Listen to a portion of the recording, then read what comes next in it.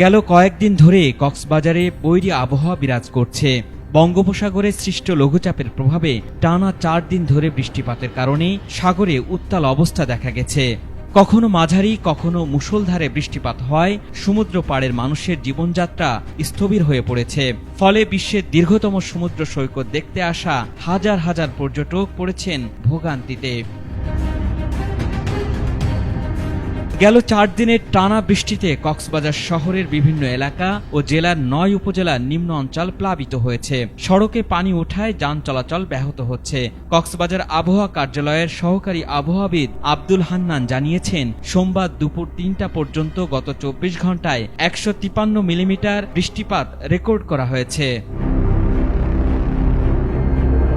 এদিকে কক্সবাজার সহ দেশের 4টি সমুদ্র বন্দরে 3 নম্বর স্থানীয় সতর্ক সংকেত জারি রেখেছে আবহাওয়া অধিদপ্তর। আবহাওয়ার পূর্বাভাসে বলা হয়েছে 9 জুলাই পর্যন্ত এ অঞ্চলে ভারী থেকে অতি ভারী বৃষ্টি হতে পারে, যা পার্বত্য এলাকায় পাহাড় ধসের আশঙ্কা তৈরি করেছে। একদিকে টানা বৃষ্টি, অন্যদিকে সাগরের লঘুচাপের কারণে কক্সবাজারের জেলা প্রশাসকও নতুন করে সতর্কতা জারি করেছেন। তিনি গণমাধ্যমকে জানিয়েছেন, পর্যটকদের সতর্ক করতে সৈকতের ঝুঁকিপূর্ণ অংশগুলোতে লাল নিশানা টাঙানো হয়েছে।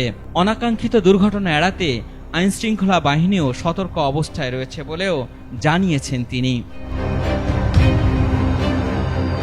প্রবল বৃষ্টিপাত ও লঘুচাপের কারণে সৈকতের নামা ঝুঁকিপূর্ণ হয়ে ওঠায় অনেক পর্যটক আগেই হোটেল বুকিং বাতিল করে ফিরে যেতে বাধ্য হচ্ছেন।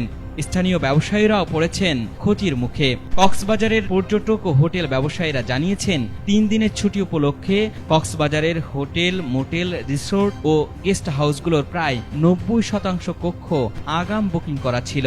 তবে বৈরী আবহাওয়ায় অনেক পর্যটকই বুকিং বাতিল করে ফিরে গেছেন।